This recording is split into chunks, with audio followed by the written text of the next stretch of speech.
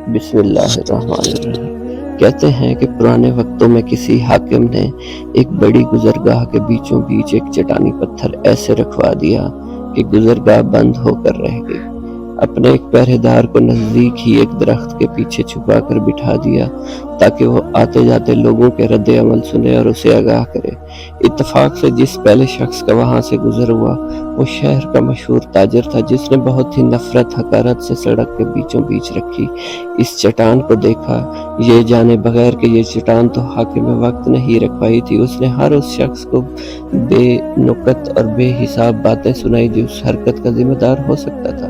چٹان کے ارد گرد ایک دو چکر لگائے اور چیخ دھاڑتے ہوئے کہا کہ وہ ابھی جا کر اعلیٰ حکام سے اس حرکت کی شکایت کرے گا، اور جو کوئی بھی اس حرکت کا ذمہ دار ہوگا اسے سزا دلوائے بغیر آرام سے نہیں بیٹھے گا۔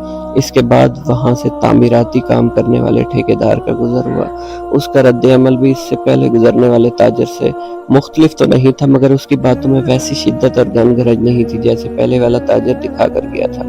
آخر ان دونوں کی حیثیت مرتبے میں نمایاں فرق بھی تو تھا۔ اس کے بعد وہاں سے 3 ایسے دوست کا گزر ہوا جو ابھی تک زندگی میں اپنی ذاتی پہچان نہیں بنا پائے تھے اور کام کاج کی تلاش میں نکلے ہوئے تھے۔ انہوں نے چٹان کے پاس رک کر چٹان کے بیچوں بیچ ایسی حرکت کرنے والے کو جاہل، بےہودہ، گھٹیا انسان تشویدی کہہ کے لگاتے ہنستے ہوئے گھروں کو چل دیے۔ اسی طرح مختلف لوگ گزرتے رہے اور پتھر کو حکمرانوں کو برا بھلا کہتے رہے۔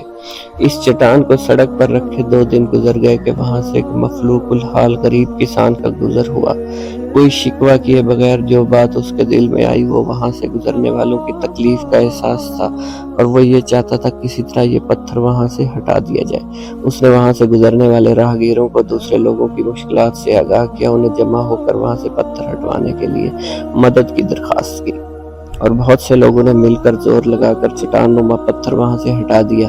جیسے یہ چٹان وہاں سے ہٹی تو نیچے سے ایک چھوٹا سا گڑھا کھود کر اس میں رکھی ہوئی ایک صندوقچی نظر آئی، جسے کسان نے کھول کر دیکھا۔